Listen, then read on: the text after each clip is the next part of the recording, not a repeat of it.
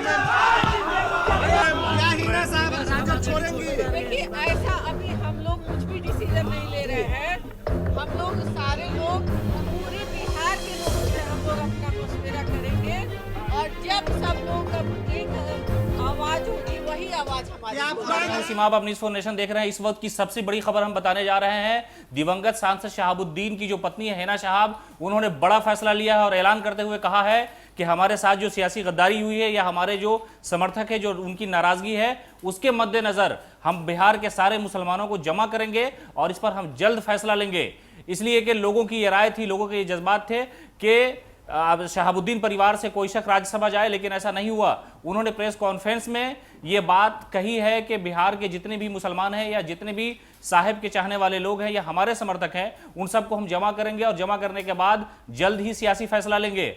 हम आपको बताते चले कि आरजेडी ने फैयाज अहमद को राज्यसभा भेजा है, उसके बाद सीवान में मीटिंग का दौर जारी है और हिना शहाब और शहाबुद्दीन के जो चाहने वाले लोग हैं वो वहां मौजूद हैं। उनके आवास पे हिना शहाब के लोगों का एक जमावड़ा है। एक ऐसा मौका आया है कि उनके शहाबुद्दीन के मौत के बाद पहली बार हिना शहाब ने कोई सियासी बयान दिया है और ये बड़ा बयान माना जा रहा है। हिना शहाब ने क्या कुछ कहा हम आपको सुनवाते हैं। ये मेरा परिवार है और बिहार भर के जितने भी लोग हमारे हैं वो सब हमारे अपने हैं।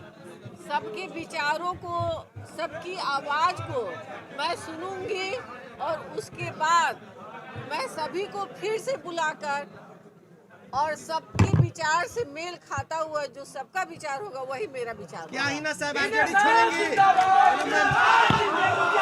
क्या हीना साहब राजद छोड़ेंगी? देखिए, ऐसा अभी हम लोग कुछ भी डिसीजन नहीं ले रहे हैं। हम लोग सारे लोग पूरे बिहार के लोगों से हम लोग अपना मशवरा करेंगे और जब सब लोग का एक आवाज होगी वही आवाज हमारी होगी। आपने सुना कि हिना शहाब ने कहा कि हमारे जितने भी चाहने वाले लोग हैं उनमें नाराजगी है और हम बिहार के सारे मुसलमानों को, या यूं कहे कि शहाबुद्दीन के जितने भी चाहने वाले लोग हैं सबके साथ मीटिंग करेंगे, उनकी राय लेंगे और इस बात पर फैसला होगा कि वो लोग क्या चाहते हैं। उसके बाद मैं अपना निर्णय सुनाऊंगी। मालूम हो कि जब शहाबुद्दीन की मौत हुई थी तो उस वक्त भी आरजेडी के जितने भी कार्यकर्ता थे वो नाराज थे।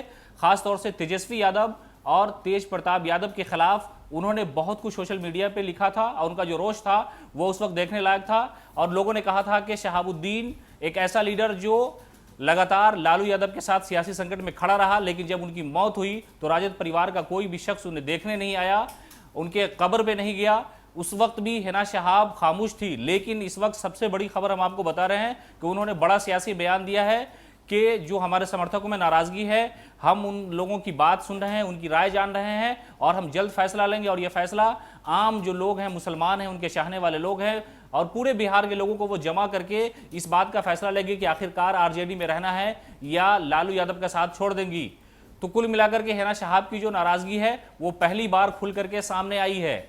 शहाबुद्दीन की मौत के बाद से ही तलखियां थोड़ी बढ़ी थी शहाबुद्दीन परिवार में। खासतौर से हिना शहाब जो है वो नहीं कुछ बोल रही थी, लेकिन उनके जो लोग हैं वो लालू यादव पर, तेजस्वी यादव पर और तेज प्रताप यादव पर हमला कर रहे थे। लेकिन इस डैमेज को कंट्रोल करने के लिए तेज प्रताप यादव और तेजस्वी उनकी बेटी की शादी में सीवान पहुंचे थे। उस वक्त भी हिना शहाब ने कुछ इस तरह का सियासी बयान नहीं दिया था, लेकिन वो कहती रही कि साहब जब हमसे अलग हुए थे तो उन्होंने कहा था कि मैं सियासी तौर पर जहां हूं वहीं खड़ा रहूंगा आखिरी दम तक।